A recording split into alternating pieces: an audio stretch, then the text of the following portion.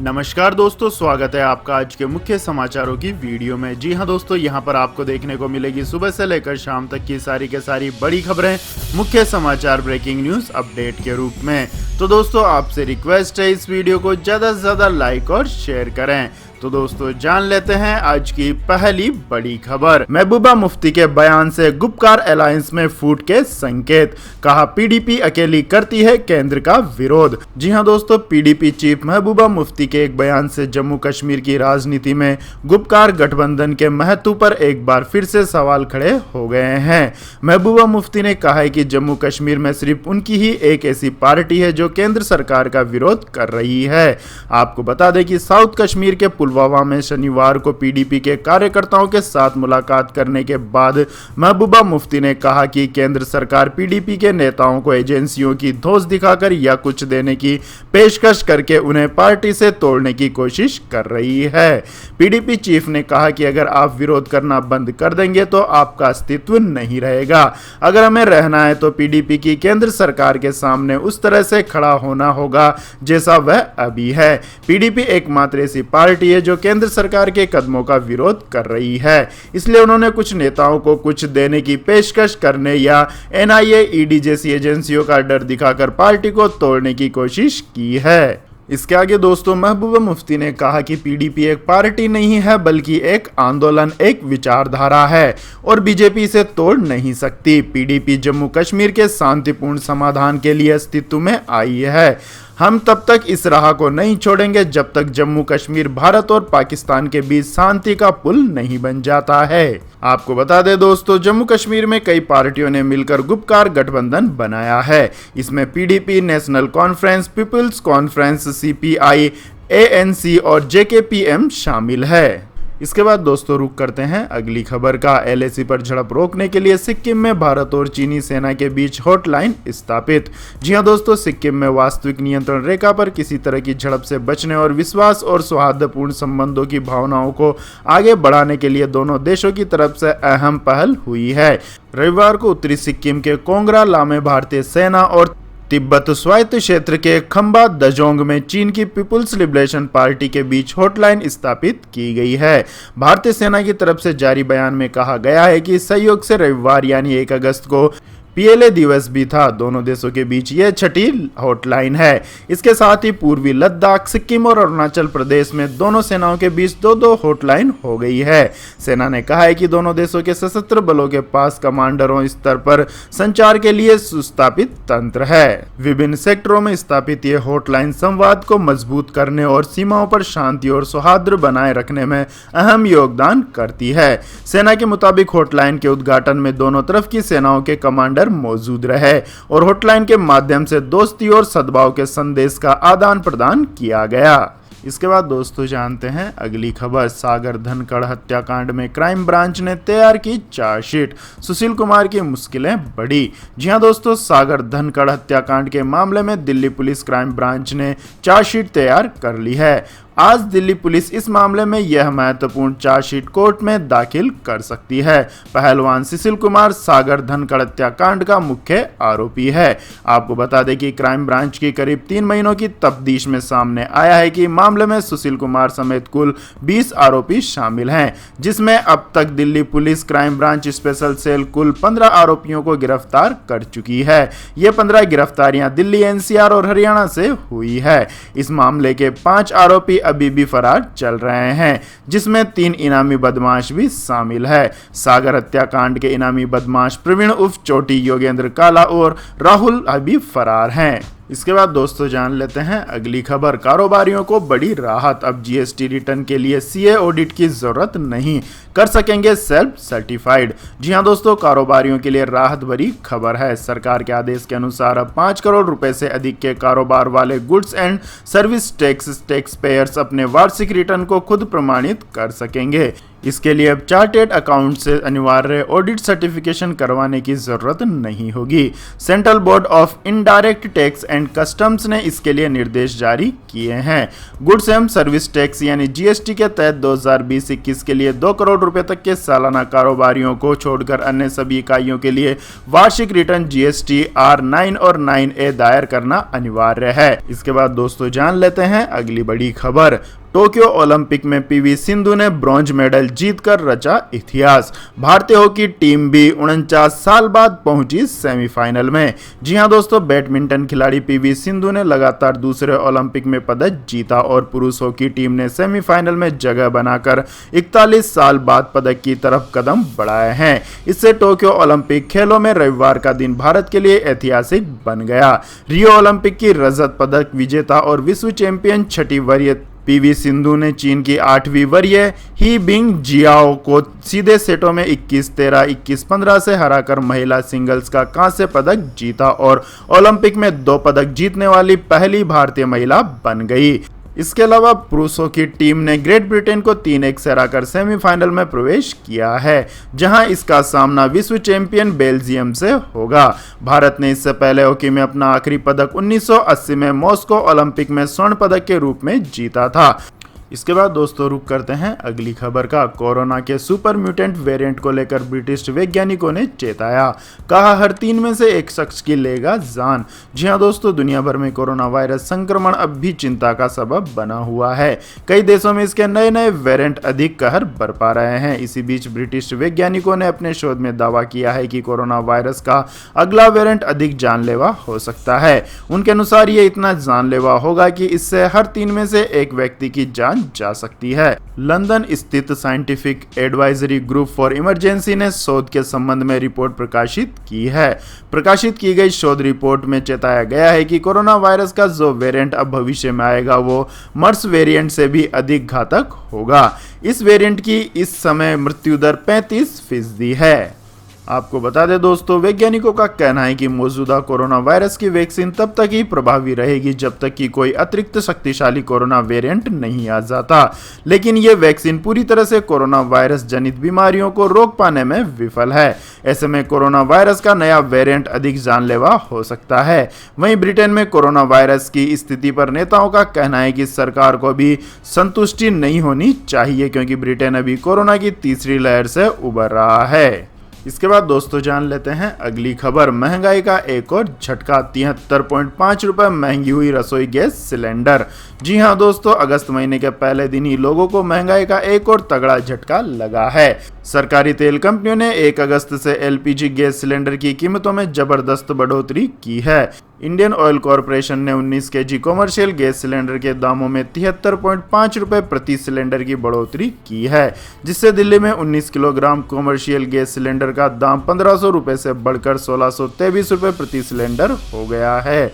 हालांकि घरेलू उपयोग वाले 14.2 किलोग्राम वाले बिना सब्सिडी की रसोई गैस सिलेंडर की कीमतों में इजाफा नहीं किया गया है।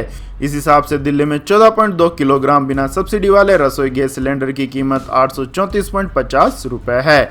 आपकी जानकारी के लिए बता दें दोस्तों, जुलाई में तेल कंपनियों ने घरेलू रसोई गैस सिलेंडर के दाम में 25.50 रुपए की बढ़ोतरी की थी। इसके बाद दोस्तों जानते हैं अगली खबर। जम्मू कश्मीर में पत्थरबाजों पर लगाम कसेगी सरकार, पासपोर्ट के लिए नहीं मिलेगी सुरक्षा संबंधित मंजूरी।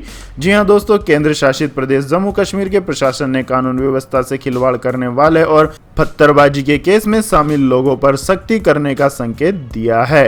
प्रशासन ने कहा है कि कानून व्यवस्था का उल्लंघन करने वाले पत्थरबाजी में शामिल और केंद्र शासित प्रदेशों की सुरक्षा से जुड़े अन्य मामलों में आरोपियों को पासपोर्ट के लिए जरूरी सुरक्षा मंजूरी नहीं दी जाएगी। इस संबंध में जम्मू कश्मीर प्रशासन की ओर से एक सर्कुलर जारी किया गया है। कश्मीर में पत्थरबाजों के लिए यह सर्कुलर बड़ा संदेश देता है। जम्मू कश्मीर सरकार के क्रिमिनल इन्वेस्टिगेशन डिपार्टमेंट ने स्पेशल ब्रांच कश्मीर की ओर से यह सर्कुलर जारी किया है। विभाग की ओर से यह सुनिश्चित करने को कहा गया है कि पासपोर्ट, अन्य सेवाओं या सरकार की किसी योजना या सेवा से जुड़े वेरिफिकेशन के मामलों में यह नया दिशा निर्देश लागू होगा। इसके बाद दोस्तों जान लेते हैं अगली बड़ी खबर। लेकिन दोस्तों अगली खबर जानने से पहले आप लोगों से गुजारिश है कि इस वीडियो में दिखाई गई खबरें अगर आपको पसंद आई हो तो इस वीडियो को लाइक करें, शेयर करें और हमारे चैनल को सब्सक्राइब करें। तो दोस्तों जान लेते हैं अगली बड़ी खबर। BSNL ने 6.5 साल में 9.22 करोड़ मोबाइल और 1.35 करोड़ लैंडलाइन उपभोक्ता गंवाए। जी हां दोस्तों, दूरसंचार क्रांति के दौर में सार्वजनिक क्षेत्र की प्रमुख सरकारी कंपनी भारत संचार निगम लिमिटेड ने पिछले लगभग 78 माह में अपने 9.22 करोड़ मोबाइल उपभोक्ता गंवाए हैं। BSNL ने सूचना का अधिकार कानून के तहत मांगी गई जानकारी में बताया है कि बीते 6 वित्तीय वर्षों में करीब 1.35 करोड़ लैंडलाइन ग्राहकों ने भी कनेक्शन वापस कर दिए हैं, जबकि इसी दौरान कंपनी ने 50 लाख से अधिक लैंडलाइन उपभोक्ताओं को जोड़ा भी है। इसके बाद दोस्तों जान लेते हैं अगली बड़ी खबर। वुहान के बाद कोरोना का सबसे खराब दौर देख रहा है चीन। जी हां दोस्तों, चीन में कोरोना वायरस के मामलों की एक नई लहर देखी जा रही है, जो अत्यधिक तेजी से फैलने वाले डेल्टा वेरिएंट की वजह से है और ये राजधानी बीजिंग से लेकर देश भर के 5 अन्य प्रांतों तक फैल गया है। चिंताजनक रूप से सरकारी मीडिया ने संकेत दिए हैं कि दिसंबर 2019 में वुहान में वायरस के प्रकोप के बाद से यह हालिया उछाल देश में सबसे खराब है। लगभग 200 मामलों का पता चला है, जो 20 जुलाई को पूर्वी चीन के जियांगशु प्रांत की राजधानी नानजिंग के एक हवाई अड्डे से शुरू हुए और 5 अन्य प्रांतों और बीजिंग नगर पालिका में फैल गए हैं। स्थानीय मीडिया ने बताया कि मामले सामने आने के तुरंत बाद हवाई अड्डे से सभी उड़ानें 11 अगस्त तक निलंबित कर दी गई है। कोरोना वायरस के नए केंद्र नानजिंग शहर में अब बड़े पैमाने पर जांच की जा रही है और नए प्रतिबंध को फिर से लागू किया गया है।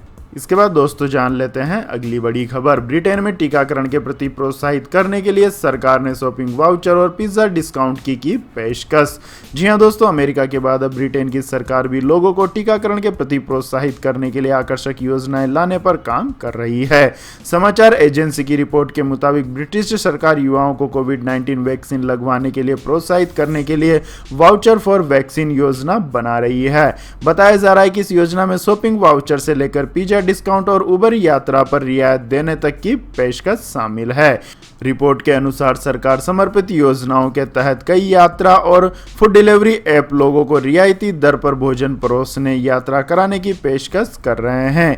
इनमें टीकाकरण केंद्र तक निःशुल्क पहुंचाने और पहले ही टीका लगवा चुके लोगों को सस्ता भोजन उपलब्ध कराने तक की पेशकश शामिल है।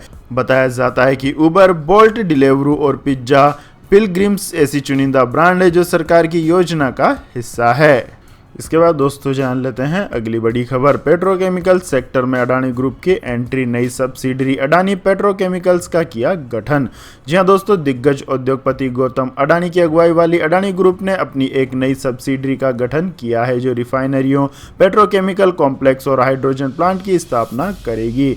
अडानी ग्रुप की फ्लैगशिप कंपनी अडानी इंटरप्राइजेज ने शेयर बाजार को दी गई सूचना में कहा है कि उसने अडानी पेट्रोकेमिकल्स लिमिटेड यानी APL का एक पूर्ण स्वामित्व वाली सब्सिडी के तौर पर गठन किया है, जो रिफाइनरियों, petrochemical complex, speciality chemical unit, hydrogen और संबंधित केमिकल प्लांट्स एवं इस तरह की दूसरी यूनिट की स्थापना का काम संभालेगी। इसके बाद दोस्तों जानते हैं आज के मौसम अपडेट्स। तो दोस्तों, दिल्ली और यूपी में हो सकती है झमाझम बारिश, राजस्थान और MP में भारी बारिश का रेड अलर्ट। जी हां दोस्तों, पिछले 24 घंटों से उत्तर भारत के कई राज्यों में बारिश का दौर जारी है। राजधानी दिल्ली में रविवार सुबह खूब झमाझम बारिश हुई, इससे लोगों को उमस से राहत मिली। इसके अलावा कई इलाके में जल भराव की समस्या का सामना भी करना पड़ा है। मौसम विभाग ने मध्य प्रदेश और राजस्थान के कई जिलों को भारी बारिश का रेड अलर्ट जारी किया है। इसके साथ ही विभाग ने बताया कि पूर्वी हिस्से में मानसून के आगे बढ़ने के साथ पश्चिम बंगाल के ऊपरी निम्न दबाव का क्षेत्र बना हुआ है, जिसके मानसून के पश्चिमी और झारखंड और बिहार की तरफ बढ़ने के आसार हैं। इस वजह से इन राज्यों में भारी बारिश होने की संभावना है। दिल्ली और हरियाणा में अगले कुछ घंटे बादल छाए रहेंगे और हल्की बारिश भी हो सकती है। इसके बाद दोस्तों जान लेते हैं आज के पेट्रोल और डीजल के दाम। तो दोस्तों, महीने के पहले दिन पेट्रोल डीजल की कीमतों में राहत। जी हां दोस्तों, सरकारी तेल कंपनियों ने लगातार 15वें दिन पेट्रोल डीजल की कीमतों में कोई बदलाव नहीं किया है। देश की राजधानी समेत सभी महानगरों में कीमतें स्थिर है। 18 जुलाई से लगातार पेट्रोल की कीमतों में चेंज नहीं हुआ। देश की राजधानी में 1 लीटर पेट्रोल भरवाने के लिए आपको 101.84 रुपये खर्च करने होंगे। वहीं डीजल के लिए 89.87 रुपये प्रति लीटर खर्च करने होंगे। इसके अलावा इंटरनेशनल मार्केट में कच्चे तेल की कीमतों में तेजी देखने को मिली है। आपको बता दें दोस्तों, मई के बाद से लगातार तेल की कीमतों में बढ़त देखने को मिल रही है, जिससे 42 दिनों में ही पेट्रोल 11.52 रुपये प्रति लीटर महंगा हो गया है। इसके अलावा डीजल की कीमतों में सोमवार 12 जुलाई को हल्की नरमी देखने को मिली थी। वहीं 15 जुलाई को डीजल की कीमतों में इजाफा देखने को मिला था। इसके बाद दोस्तों जान लेते हैं आज के सोने और चांदी के भाव। तो दोस्तों सोना हुआ 1132 रुपये महंगा, चांदी 2380 रुपये घटी। जी हाँ दोस्तों, गोल्ड को भारत ही नहीं पूरी दुनिया में सबसे सुरक्षित निवेश विकल्प के तौर पर माना जाता है। लिहाजा कोरोना संकट के बीच भी निवेशकों ने सोने में जमकर लिवाली की। इससे पीली कीमती धातु की कीमतों को समर्थन मिला और इससे पिछले साल अगस्त में सर्वाधिक स्तर छुआ। हालांकि जैसे जैसे कोरोना वायरस के खिलाफ लड़ाई तेज होती गई, वैसे वैसे सोने के दाम में उठापटक होने लगी। फिर कोरोना की दूसरी लहर के दौरान सोने के दाम में फिर अस्थायी तेजी दर्ज की गई। फिर वैक्सीनेशन में आई तेजी के चलते इसमें गिरावट का रुख देखने को मिला। अब जुलाई 2011 में गोल्ड ने फिर निवेशकों को मुनाफा कमाकर दिया। इसके उलट चांदी के दाम में इस दौरान कमी दर्ज की गई। आपको बता दें दोस्तों, दिल्ली सराफा बाजार में 1 जुलाई 2021 को 46,310 रुपये प्रति 10 ग्राम पर बंद हुई थी। वहीं चांदी 68,654 रुपये प्रति किलोग्राम पर पहुंचकर बंद हुई थी। इसके मुकाबले 30 जुलाई 2021 यानी बीते शुक्रवार को दिल्ली सराफा बाजार में सोने की कीमत 47,452 रुपये प्रति 10 ग्राम और चांदी के दाम 66,274 रुपये प्रति 10 ग्राम पर बंद हुए। इस आधार पर देखें तो सोने के दाम जुलाई महीने से 1132 रुपये प्रति 10 ग्राम बढ़ गए हैं। वहीं चांदी के दाम जुलाई से 2380 रुपये गिर गए हैं। इसके बाद दोस्तों जान लेते हैं अगली बड़ी खबर। शोएब अख्तर की भविष्यवाणी, T20 वर्ल्ड कप में इंडिया वर्सेस पाकिस्तान का होगा सेमीफाइनल। जी हां दोस्तों, T20 वर्ल्ड कप में अब सिर्फ 2 महीने का ही समय बचा है। उससे पहले पाकिस्तान के पूर्व तेज गेंदबाज शोएब अख्तर ने बड़ी भविष्यवाणी की है। शोएब अख्तर का कहना है कि भारत और पाकिस्तान के बीच 2021 T20 वर्ल्ड कप का फाइनल खेला जाएगा। ICC T20 वर्ल्ड कप नज़दीक है। इससे पहले ही कई टीमें इसकी तैयारी में जुट गई हैं। कई देशों के क्रिकेट दिग्गज T20 वर्ल्ड कप को लेकर भविष्यवाणी कर रहे हैं। शोएब अख्तर ने अपने YouTube चैनल पर कहा कि भारत और पाकिस्तान के बीच T20 वर्ल्ड कप का मैच खेला जाएगा और पाकिस्तान की टीम वर्ल्ड कप की ट्रॉफी उठाएगी। शोएब अख्तर ने अपने YouTube चैनल पर कहा कि पाकिस्तान की टीम भले ही वनडे में उतनी अच्छी नहीं है, लेकिन T20 में वो बेस्ट है। अगर टीम में वहाब रियाज, शोएब मलिक और इमाद वसीम आ जाते हैं तो टीम और भी बढ़िया हो जाएगी। पाकिस्तान की टीम इस तरह से और भी खूंखार बन जाएगी। तो यह थी दोस्तों आज की सभी महत्वपूर्ण बड़ी खबरें। और दोस्तों बारी आती है आज के माइंड क्विज क्वेश्चन की, जिसका जवाब देकर आप बन सकते हैं एक शानदार उपहार के विजेता। तो दोस्तों आज का सवाल है, रणथंभौर राष्ट्रीय उद्यान किस राज्य में स्थित है? जी हाँ दोस्तों, अगर आपको इस सवाल का जवाब आता है तो तुरंत कमेंट सेक्शन में लिख दीजिए। इस वीडियो को लाइक कीजिए, शेयर कीजिए और हमारे चैनल को सब्सक्राइब करके बेल आइकन का बटन भी दबा लें। धन्यवाद। जय हिंद, जय भारत, वंदे मातरम।